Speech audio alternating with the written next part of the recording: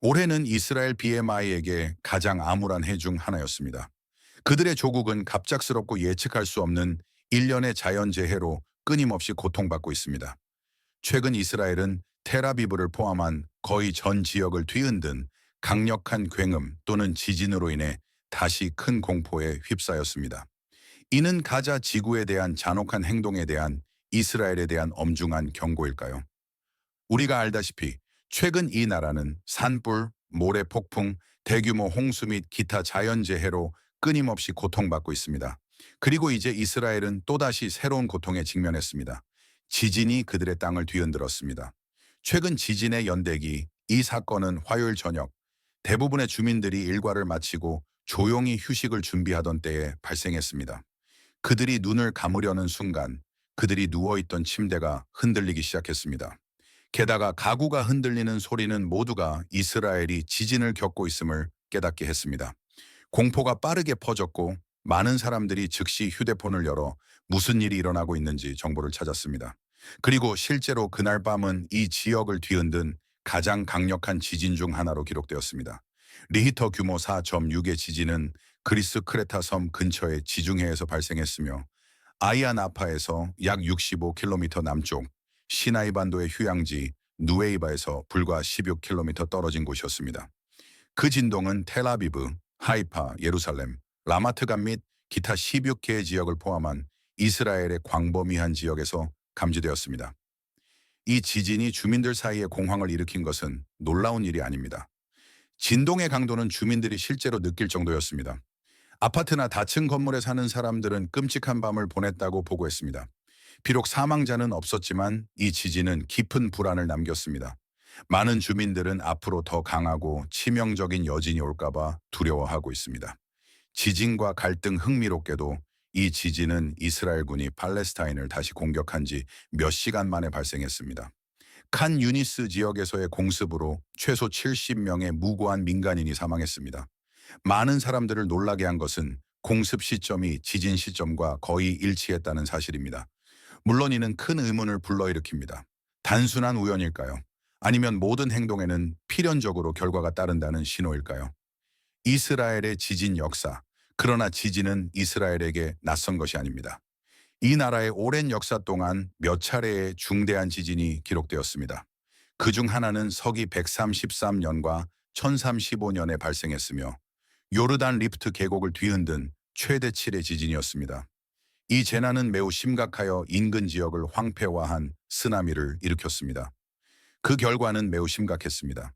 예루살렘 성벽의 일부가 무너졌고 교회들이 파괴되었으며 자파문 근처의 성전산에 있는 다윗의 미흐랍이 심하게 손상되었습니다. 최대 7만 명이 사망하여 이 지역 역사상 가장 치명적인 지진 중 하나로 기록되었습니다. 133년의 끔찍한 사건 이후 이스라엘은 재난의 그림자 속에서 살아왔습니다. 1927년 이 나라는 리히터 규모 6.2의 지진으로 다시 흔들렸습니다. 이전 지진만큼 강력하지는 않았지만 그 결과는 상당했습니다. 약 1000명이 사망하고 수백 개의 건물이 파괴되었습니다. 이 지진은 이스라엘 영토가 언제든지 시민의 안전을 위협할 수 있는 지진 취약 지역에 있다는 사실을 확인시켜 주었습니다. 그 후 1951년 이스라엘의 땅은 다시 지진으로 흔들렸습니다. 지진의 강도는 리히터 규모 5.9에 달했으며 진안근 지중해 동부에 있었습니다. 그 진동은 수도까지 영향을 미쳤습니다. 이 재난은 밤에 발생하여 휴식 중이던 시민들에게 큰 공포를 안겼습니다.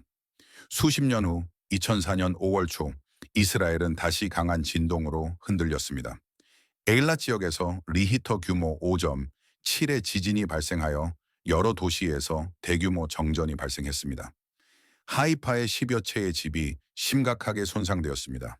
주민들은 공포에 휩싸였고 많은 사람들이 안전을 위해 대피했습니다. 지진의 진앙은 하이파 항구에서 약 25마일 떨어진 지중해에 있었습니다. 이스라엘뿐만 아니라 레바논의 베이루트와 네게브 사막의 베르셰베에서도 진동이 감지되었습니다.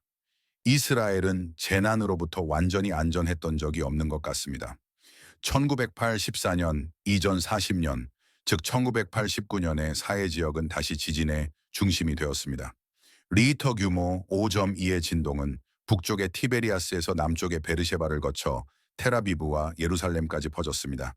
이 지진은 이스라엘의 길고도 우려스러운 지진 활동 역사에 또 한 페이지를 추가했습니다.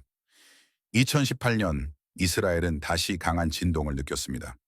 리히터 규모 4.4의 지진이 새벽 0시 50분에 갈릴리해 연안의 티베리아스에서 14km 떨어진 곳에서 발생했습니다. 사망자는 없었지만 특히 하이파와 갈릴리 같은 이스라엘 북부에서 진동이 강렬했습니다. 주민들은 특히 약한 여진이 여러 차례 이어지자 공황 상태에 빠졌습니다. 17년 전인 2007년으로 돌아가 보면 이스라엘은 사해를 진앙으로 한 리히터 규모 4.2의 지진으로 흔들렸습니다. 진동은 그 당시 가장 중요한 지진 사건 중 하나로 분류될 만큼 강력했습니다. 다행히도 피해는 상대적으로 적었고 사망자는 없었습니다. 2015년은 이스라엘에 또 다른 나쁜 소식을 가져왔습니다. 7월 30일 사하해를 진앙으로 한 지진이 나라를 뒤흔들었습니다. 지진의 강도는 리히터 규모 5.3에 달했습니다. 이스라엘뿐만 아니라 요르단 같은 인근 국가들도 그 진동을 느꼈습니다. 몇 달 전 이스라엘은 시나이 반도에서 발생한 리히터 규모 5.1에서 5.3 사이의 지진으로 흔들렸습니다. 사망자는 없었지만 이 사건은 사회를 끊임없는 불안 속에 머물게 했습니다.